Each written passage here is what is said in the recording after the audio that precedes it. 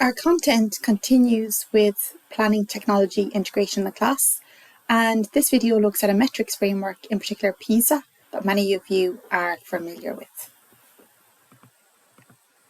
So the learning outcome looks at how you can use different frameworks to plan technology integration in schools through the PISA framework.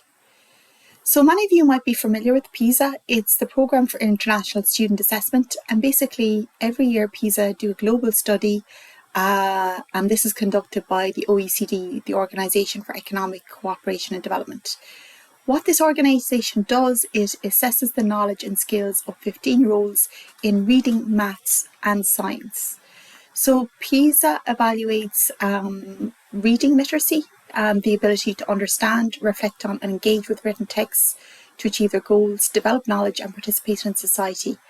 And now with the advent of technology, they're looking at, digital text, digital written text, and how they can be used to support a digital society.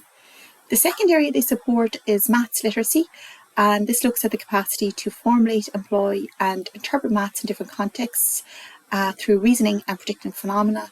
And it looks at areas such as simulation and prediction and the use of data science, particularly digital data science, to facilitate that. The third area is science literacy, and this is associated with understanding scientific concepts, using evidence and applying scientific thinking to real-world scenarios. So looking at problems and looking at applying scientific concepts to address these problems. And again, technology provides a key way of doing this. New to the PISA framework in 2023 was the role of technology in learning. And as a result, they developed a framework on learning in the digital world. And in particular, they looked at how you can use technology to solve problems. So, for example, using AI to identify correlations between data and explore these through evidence-based approaches, using technology for critical thinking, and looking at how you can apply technology and apply learning in unfamiliar circumstances through technology. PISA define learning in a digital world as the capacity to engage in iterated and self-regulated process of knowledge building and problem solving using computational tools and practices.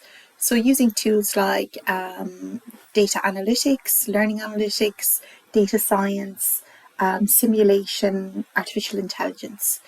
Although they don't provide a technology integration module, it's important to be aware of these when we are integrating technology into our teaching, because their metrics are part of international education benchmarking. So this is often what policymakers inform their educational policies on, how well that country is performing in PISA.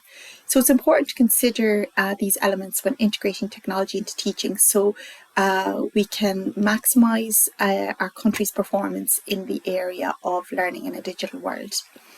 In the report, they highlight the role of ICT, and they look at the role of ICT from enhancing learning to transformative learning, which is similar to the SAMR model. So there's 4 levels where students might learn about IT, so they acquire operational ICT skills such as word processing and things like that.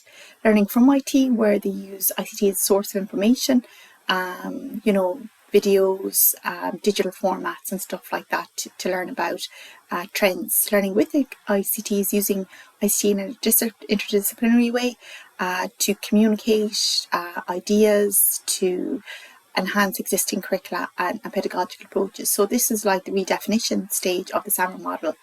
And learning through ICT is using ICT to transform what is learned and providing experiential learning opportunities, so through intelligent tutoring systems or adaptive systems that provide opportunities for students to collaborate beyond the 4 walls of education, collaborate with others, apply learning in real-world contexts and stuff like that. There's lots of examples of how this is assessed.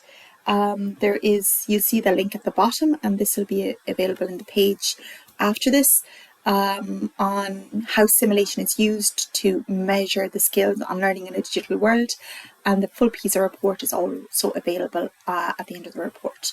or on the next page. But it's important to note that when we are integrating digital technology, we need to be aware of how it's being measured at international level.